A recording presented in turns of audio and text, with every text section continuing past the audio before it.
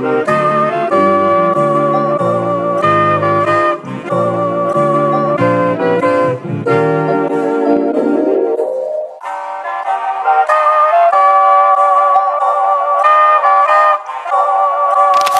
to meet you all now. I'm really curious about the stories from your hometown. Anyone want to start first? Dewi Sri Maharani, can you tell me a story from your hometown?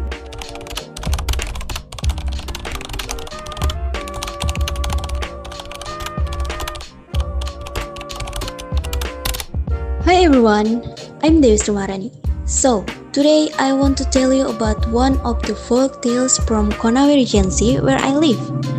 The folk tale is about Halu Oleo. Halu Oleo is a legendary Tolaki figure from Southeast Sulawesi. He was born over 8 days and 8 nights, which is why he was named Halu Oleo. He grew into a powerful young man who loved to sail and eventually become a leader in Muna. The Walia kingdom was attacked by the pirate Labolundio. The king promised that whoever won would become his son-in-law. Halu Oleo succeeded in killing Labolundio and became the king of Wolio.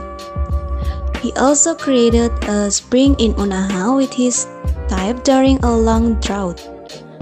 Today, his name is immortalized as Halu Oleo University and Halu Oleo Airport. Wow, Rani, that's really interesting story. I feel like I got to know more about Halu Oleo as a legendary figure from Southeast Sulawesi. His story is really cool, especially how he fought the pirate and eventually became a king. Wow, that's amazing, Dwi. I love how you describe the culture and tradition there. It makes me really interested to learn more. I just found out that Halole actually has a background story and is a legendary figure from Southeast Sulawesi. Before learning this, I thought it was just an ordinary name without any special meaning. It's interesting to discover that it has cultural and historical value. Thank you for sharing the story of Halu Oleo. It's fascinating how its legacy still lives on today through the names of universities and airports. Living in Konawe, you must be very proud of this rich history. First, Raden, as someone who lives in Konawe, I am proud of the legendary figure.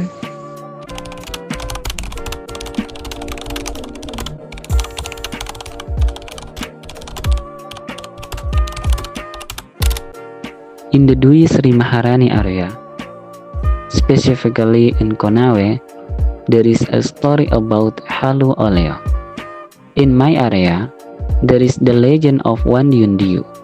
This story is very popular. The story tells of a mother who was exiled to the sea by her angry husband because she gave his dinner fish to their starving child. Heartbroken, she went to the beach and began to change.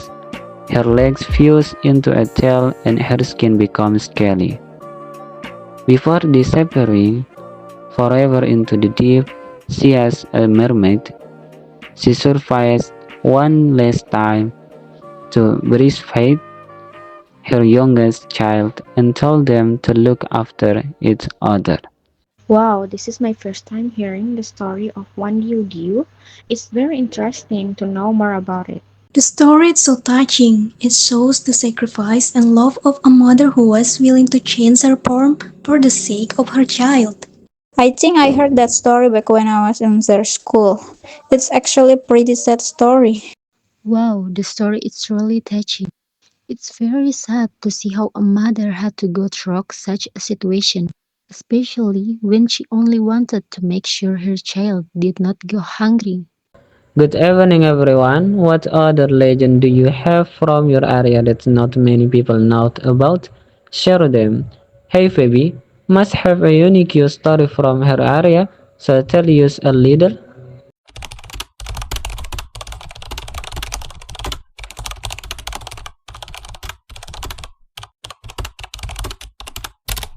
Hi everyone, I want to tell you a short folk tale from Southern Sulawesi called Oheo. Oheo was a young man who lived alone and worked as a sugarcane farmer. One day he saw that his crops were being eaten. It turned out that seven beautiful fairies came from the sky to take his sugar cane. Ohio secretly took one fairy's craft named Anawangguluri, so she could not go back to the sky. In the end, Anawangguluri stayed with Ohio and they got married with one promise. They lived happily and had a child. But one day, Ohio broke his promise. Anawangguluri felt sad, found his craft, and returned to the sky. Ohio felt sorry and decided to follow her. He faced many challenges, but with help from animals and a fairy, he finally reached the sky. They met again and came back to Earth to live happily together. The moral of the story is to always keep your promises and trust others. Wow, what a truly crazy story. I'm so impressed by Ohio's struggle to reach the heavens to fulfill his ridiculous promise. A powerful lesson. Listening to the story again made me feel a flashback to my childhood. But hearing it as adult, I now understand the real storyline. It's turned out the story is dramatic. That's amazing, baby. I want to hear more details. The story is very interesting. Wow, the story is really exciting and full of meaning about promises, sacrifice, and family. Thank you, everyone. Maybe next time I will tell the story again when we meet.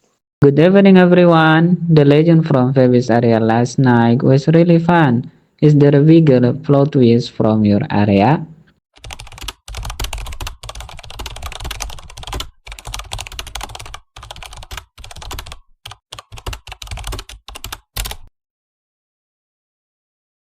Assalamualaikum warahmatullahi wabarakatuh. My name is Nazifa Mufasir. So tonight I will explain one of the traditional dance of the Mornene tribe, the Momani dance. The Momani dance is a traditional dance of the Mornene people and is both a war dance and a welcoming dance.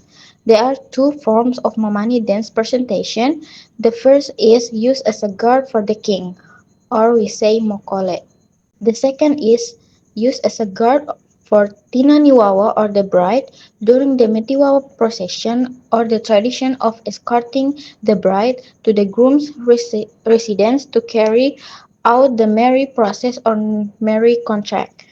In addition to changes that occur in the implementation media, there are also changes in the form of a series of dance performances, namely when escorting the king. First perform the Mebahom Kabbalah ritual or immune bath, while at the time of Metiwawa the dancer do not perform the bathing ritual. However, the meaning of the movement and function of the Momani dance are still believed and applied by the Mornene community. The Momani dance performed at this time is included in the traditional dance that has been created in a more modern form, which is the loss of some of the values contained in the Momani dance tradition. Wow, amazing! The Momani dance is so unique. It can be both our dance and a welcoming dance for the king and the bride. Amazing how a war dance can turn into a form of sacred respect to protect the king and his bride. Wow, the original story is really amazing.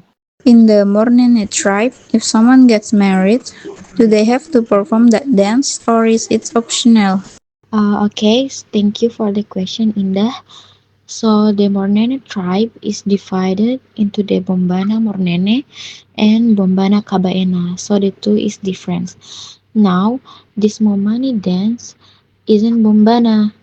Whether it is mandatory or just optional depends on the era. Now, it is no longer mandatory. In fact, no one used this dance at their weddings, so it is just optional. Nazifa's story yesterday really great, guys. Besides the ones you've already told, you probably have more legend, right? Anyone else want to share another local legend?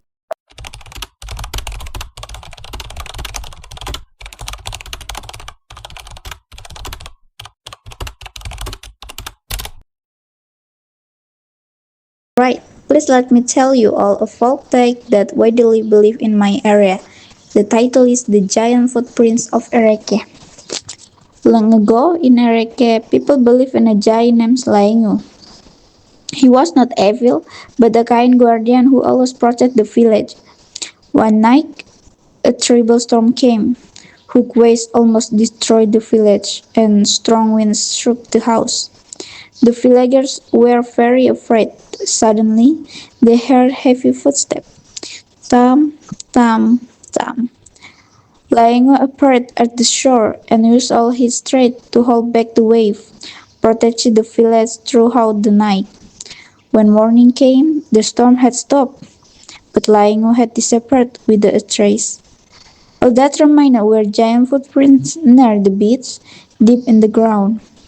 Since then, people believe that Laingo still watched over them, silently from afar. And if another storm comes, maybe those heavy footsteps will be heard again. I like the message of the story, which is hope and faith that there is always a power protecting us, even when we can't see it directly. The story also teaches us not to judge someone by their appearance alone. It's really cool. Hearing about a hero who doesn't need praise and immediately disappears after helping is really amazing. It's interesting because the giant is actually kind and protects the village. Oh, the story is really touching and cool about guardian giant who faithfully protects the village in silence. Wow, it turned out that the needs of our region there are so many folktales. What's more exciting? There's Halu Oleo, there's Wandiundiu, there's Morinene Dance, there's Ohio, and the giant footprints of Ereke. Thank you guys for sharing your respective regional stories. It's really exciting to hear. What else are we going to discuss next?